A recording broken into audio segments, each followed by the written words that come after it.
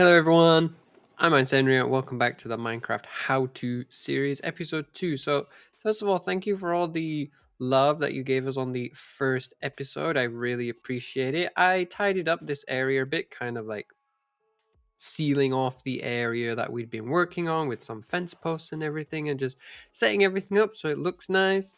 We're shearing some leaves from the trees, just keep it preserved for the future. But before we continue, we need to look at the poll that we did for our first episode. So we asked you, what do you do in the first night in your Minecraft world? And 56% of you all came out saying that you would focus on getting a bed. And I was surprised to see that 31% of you said that you would go exploring. But I think that also makes sense. Sometimes you don't like where you spawn in, so you want to do explore a little bit and set up in the world in a place that you're happy with. You don't want to be setting up in a bad space after all. So thank you for everyone who voted in the first poll. I hope you vote in the poll that will come out later on this week in the next video. But today's episode is all about animal rearing, animal breeding, and also, of course, all the items that you can get that are associated with them. So today I want to be focusing on cows, pigs, sheep, and chickens. We're not going to look at the mushrooms for now. That will be something for later as we haven't found any yet. But we can at least focus on the 4 main farming animals that you can get in your Minecraft world. And like I said, we're going to be looking at what you can get from them, but also how to, catch them in the wild. So first, we're going to set up a little bit of crop farming. We do already have some wheat seeds. So what we're going to do when we head on over to the closest patch of water, it can be oceanic rivers or even a small pond, we're going to use our stone hoe and set up our first little bit of farmland. And right clicking on the soil is going to turn it into farmland. And the reason we want to do it near a body of water is because it will ensure that the land becomes irrigated and therefore will stay as farmland. If it's not near water, it will return back to its dirt state. So being near a plot of water will actually ensure that it stays as farmland. And so right clicking, we can place down our wheat seeds, and that is going to give us the advancement as seedy place. And over time, these plots of land will also turn a darker brown as the water becomes irrigated. If you also want to get some more wheat seeds, which are going to be useful for chickens, sheep, and cows, you can just go around hitting some more grass. That will give you a chance of dropping some more wheat seeds. And then we can just use our hoe again and plant down all the new wheat seeds that we've just picked up. I should also say I'm currently recording this as a voiceover after the fact, as for some reason my mic settings changed during the course of this video. So I'm trying to figure it out as I go. I hope you don't mind too much. But right here, we're just talking about how when you do create farmland next to a body of water, it will only irrigate up to 4 blocks away from there. So don't try to make farmland that is 5, 6, or more blocks from a piece of water. Heading on over to the village now, the village that we found in the previous episode. After I arrived, I did remember that there is no farmland actually in this space, but there are a few pieces of wheat lying around which we can gather up, and that is going to be used for breeding the cows and the sheep. And we do seem to have a rare world generation where we had a piece of grass forming on top of the wheat there. But those few bits of wheat are going to kickstart our breeding of the cows and sheep later. But as it's now coming closer to the nighttime, probably best to head to sleep and then try and find another village nearby if we're very lucky to do so, as we're in a plains biome. And that one may have a farm. And we were lucky enough to find one very, very close by, just around the corner on the Cherry Blossom Mountain. And it seems to have a very big cave system, which we can use for our how to find iron episodes coming very soon. And by the looks of it, this village also does have random pieces of wheat that have spawned in, but it does appear that they do have their own plots of farmland, and we can use these to potentially get extra wheat seeds, but also beetroot seeds, carrots, and potatoes. So let's see what we get. And breaking apart all these plots of land, we already have our first potato and carrots are definitely going to help us with breeding up the pigs later. But so far, it doesn't look like we have got any beetroot seeds. However, we did just pick one up, and we are very fortunate to have gotten even one beetroot seed, as in the plains biome villages, there is only a 5% chance of these actually spawning and growing, whereas in the desert villages, they are a slightly higher chance of 20%. But now that we're holding onto the carrot, you can see that when we are holding a specific piece of food that the animals like to eat, they will start following you, and that is how we're going to capture the animals we need for our farms later, assuming of course they don't fall off a ledge and die as you take them home. But if you're holding onto a piece of food that they like, they will follow you, and it will make them much easier to get back home. And similarly for cows and sheep, you can do the same holding wheat. And for chickens, you can just hold the wheat seeds in your hand and they will follow you home. As these pigs are kind of far from our home, we will find some that are much closer, so we can just collect up this wheat and then head on home. Okay, so now that we're back, even though it is raining, I have cleared a little area where we can set up our 4 pens for our animals. I do want to separate them out for this episode. And to do this, probably early in the game, you're going to focus on building a enclosure using wooden fences and also wooden gates if you so wish. And so to do that, you're going to need to pick up some of the wood that you've already collected. Of course, it can be any type of wood. And you're going to be needing a mixture of planks and sticks to be creating the fences and the gates. To make the fences, you're going to need 2 sticks in the middle flanked by the 4 planks. And to do a gate, you basically flip it with the planks in the middle and the sticks on either side. And as we are of course going to make 4 enclosures for the 4 animals, I will make 4 fence gates and quite a lot of fence posts so that we can make the enclosure for the animals. Now, when you're setting up these initial spaces, they can be as big as you want, but just for today, I'm going to be setting up a small space. The inside of it is only going to be a 3x2, which it is very small for the animal enclosures, but just for the demonstration purposes today, that's what we're going to be going with. And there are different ways in which you can gain access to the enclosures using the gates, or if you want, there are various other ways you can do it, which will make it much easier for you to go in and out. So one of them, of course, is to go directly up to the gate, and by right-clicking the gate, you can open and close it to easily get in and out. But one of the other possible methods you can use to easily gain entry is through the use of an pressure plates, which use 2 wooden planks. Or you can also invest in creating some carpet if you have any wool left over from killing or shearing some sheep previously. So first we're going to focus on collecting in some sheep. So let me just go out and find some and we can start bringing them back to base. And now that we found the sheep, as you can see, now that I'm holding the wheat in my hand, the sheep are going to start to slowly follow me back to base, and then we can place them into our first enclosure. However, you have to make sure that, of course, you don't walk too far away at any one point, as they will lose interest in the wheat that you're holding and start to wander off. And now that we are here, you can walk in with the gate fully open and the sheep will try to follow you in. However, of course, as you can see, because the enclosure is rather small, the sheep are trying to pathfind outside of the fences to try and find you. So there are other ways in which you can get the animals into the enclosure. One of them would be to put the dirt on the side of the fences. This will allow them a way to step up and get into the enclosure, and they will eventually fall in once they get off the fences. And of course, they can't get out of the enclosure, as the fence gates and the fence posts in Minecraft count as a block which is 1.5 blocks high. So the animals can't actually jump on out, and they will stay safely inside the enclosure for you.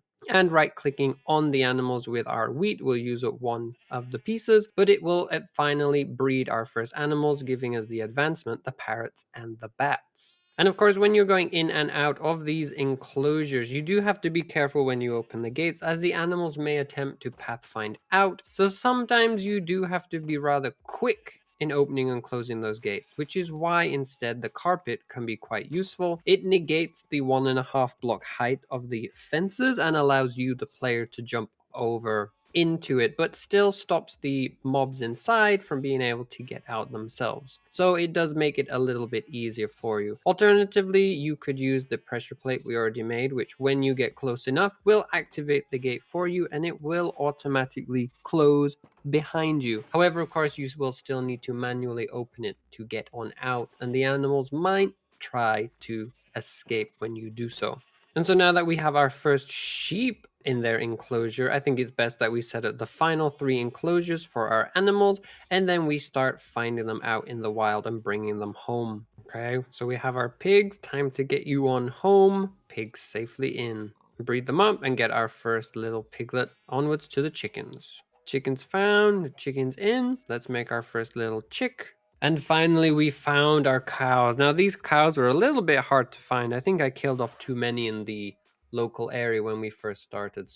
But we finally now have them all at home and safely in their enclosures, and now we have our first calf bred up. Now, as we've already said, when you are breeding these animals, for the sheep and the cows you're going to be using up your wheat, but for the pigs you can use the carrots or beetroot if you have it, and for the chickens you're going to be using the wheat seeds. I also placed some torches down on each of the enclosures just to make sure that they stay safe from mob spawns during the nighttime. And quickly checking on our wheat fields to check that any of the crops have grown. You can see that they are starting to get closer to being finished. But while we are here, we can plant down some more wheat seeds as well as the carrots we've got so that we can start consistently breeding up the pigs that we've also captured. And it looks like we've been a bit lucky this evening as a patrol has spawned near our base. Now, the patrol is kind of useful as it's going to show us one of the uses of the cows. So we're going to try and kill them now and get a special effect, I suppose, in the game, and we can demonstrate its use.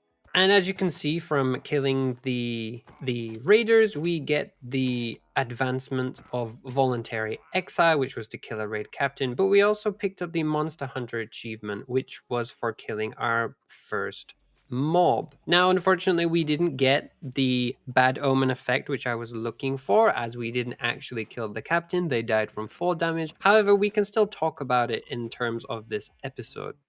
So crafting up a crafting table and using 3 pieces of iron in a triangle formation, we can craft a bucket. Now the bucket can be used on the cows to get a bucket of milk. And if you have the bad omen effect on you, you can use the bucket of milk to negate that effect. And you don't want the effect if you are going into a village, as it will trigger a raid, unless of course you wish to try and do a raid and complete it for the hero of the villager achievement.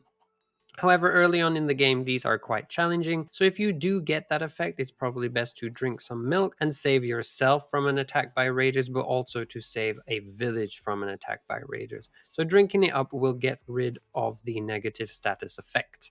So when it comes to cows, they are useful in the start of the game if you are not too focused on getting iron armor straight away, as you can turn the cow leather into a full set of leather armor. You will need a total of 24 pieces to create the tunic, trousers, helmet, and the shoes. However, if you start breeding up the cows, that is something that could be quite easily achievable rather quickly and early on in the game. Or if you don't want to wait for them to breed up so you have enough to kill, you can of course go out exploring and kill enough cows until you have enough to craft the leather armor. Additionally, if you are struggling for food early game to breed up your animals, any of the hay bales that you find in the nearby villages, you can craft back down using your hand or the craft bench to turn 1 hay bale into 9 pieces of wheat, which you can then use to start breeding up the cows and the sheep at a much faster pace. And as you can see now, with a little bit of a time skip and editing magic, as I switched around some of the editing and recordings I did because of the messed up audio, we now have a lot of cows and we do have 47 pieces of leather. Now with the lever, we're going to use these to get our first pieces of armor, a little bit of defense against mobs, but also the raiders that we fought earlier. And as you can see now, just from equipping a full set of leather armor, we have an armor rating of 3.5 out of a total of 10. Additionally, you can also use the leather armor to craft leather horse armor should you have domesticated a horse while you are out and about. But in addition to that, one of the more useful items that you can also make is an item frame using 1 leather and 8 pieces of sticks. Now these are useful, you can place them on walls but also on the floor, and you can use them to place items inside, which you can also rotate by right clicking them. And these can be used for labeling up your different storage systems so that you can remember what is inside. And of course, don't forget the other use for the cows is the fact that they will give you food. You can turn their raw beef into cooked steak, which is a very good early form of sustenance when you start your new world. Now, looking at into the sheep, from our first episode, we do have some wool from killing the sheep that we found out in the wild when we crafted our first bed. However, now that we have captured them, we can harvest their wool using a set of shears. Now the shears, you will use 2 pieces of iron in a diagonal formation. You can place them anywhere in the craft table as long as they're in the correct shape, and that's going to get you a set of shears, which you can also use to cut down leaves from the trees. But right clicking on a sheep is going to shear off the wool for you, and now you have a infinite supply of wool, as when the sheep do eat a block of grass in front of them, it will regenerate their wool. With the wool, of course, we said last episode, it will be able to craft your first bed, which you can dye with the various different dyes in Minecraft. And using 6 wool and 1 stick, you can also craft a banner, which you can put many different designs on to decorate your world. And one of the other additions that you can make are paintings, which will help in decorating your world and your builds as time goes by. Now the paintings are randomly generated when you place them down, as you can see here. When you break them and put them down again, you get a different design. And also depending on the surface that you place them on, you are going to get different sizes and, like I said, different designs of painting. And that is pretty much it in regards to the sheep. And of course, we also have the addition of the cooked mutton, which is going to provide you again with some sustenance in the early game of Minecraft. When it comes to pigs, however, they are not as useful as others. They only really provide the pork chops, which you can cook up for food. But if you do happen to have a saddle on you, you can place them on the back of a pig and ride them around if you so wish. And as the Wandering Trader is here, we can quickly look at his inventory. And the Wandering Trader is useful if you have some diamonds early game, as it might give you access to items that you haven't found yet. For example, we haven't found a jungle biome, so we could buy jungle saplings from him. Now, when it comes to the chickens, there are a few things as well that will be of use to you, and one of them will require the use of a piece of flint. And you're going to get a piece of flint by breaking a piece of gravel, and there is a chance for it to turn into flint when you break it. And as a quick aside here, it does look as if some of our sheep did escape thanks to the Wandering Trader, which is why sometimes the use of a trapdoor might not be too useful, as it looks like the Wandering Trader and his llamas opened the gates as they were walking around. So we're going to get rid of this and rely on using the carpet to get in and out of the pen. The flint is useful for the chickens, as you can craft 4 arrows using 1 flint, 1 stick, and 1 feather, the feathers being gained from killing the chickens. And they, of course, are useful as it will give you a means of doing ranged combat should you have also made a bow using sticks and spider webs. Of course, the chickens will also provide food in the form of raw chicken, which you can cook up, but they will also randomly lay eggs as time goes by. And you can use these eggs in some cooking recipes such as cakes, but if you also right click while they're in your hand, you can throw them at the floor and there is a 1/8 of a chance of a chicken spawning from the egg. So that is a different way in which you can breed up your chickens if you don't necessarily want to go around gathering wheat seeds and using them on the chickens for breeding. Now the next item which we can use for the chickens is going to be a book and quill. So we're going to need a few different things to make this. First of all, we're going to need to turn our sugarcane into paper, and using 1 piece of leather from the cows and 3 of those pieces of paper, we can craft a book. And I'm going to make 2 of those now so we can place one of them with all of the items that the cows provide for us. Taking this book and also combining it with a ink sac, which you can find from killing squids in the rivers, you're going to be able to make a book and a quill. Now, the book and the quill can be useful if you want to keep records of your coordinates of where certain things are in your world. You can also use them to create stories for building lore and histories as well in your worlds if you're playing single player or even with friends. And then the next thing, if we take a single copper ingot by using a single piece of copper ore in a furnace, we can craft a brush using one feather, one copper ingot, and one stick. And these are going to be useful when you are out exploring the world if you find suspicious gravel or suspicious sand in the trail ruins, in the underwater ruins, and also the desert temples. In all of these items, the suspicious sand and the suspicious gravel, you can potentially find very good items like pottery sherds, armor trims, but also more generic items such as glass and different colored dyes. And there you have it, everyone. That was our how-to episode 2, looking at the 4 different types of animals that you can get in Minecraft and all of the items that they can provide for you. I do apologize if the voiceover seems a bit hectic and sporadic. I really don't know why my audio didn't record properly, so I'm having to figure out after the fact what I actually said after editing. Thank you so much for all the love you gave on the first episode, and thank you for all the kind comments. I was really unsure when I started doing this series how well it would go. I know that there are already other series on the go out on YouTube already. So thank you for everyone who has found it useful so far. And I do hope that going forward, episodes 3 and 4, and of course onwards from there, that the editing doesn't go awry and that everything does go to plan. So thank you very much everyone for tuning in today. I do hope it was useful. And I'm probably now going to quickly decorate this all off screen, but I think as well going forward from now on, we should probably finish decorating up each area at the end of each episode before we sign on out. But again, that's everything from me. Thank you so much for tuning in today, and I will catch you in the next one. Bye for now, guys.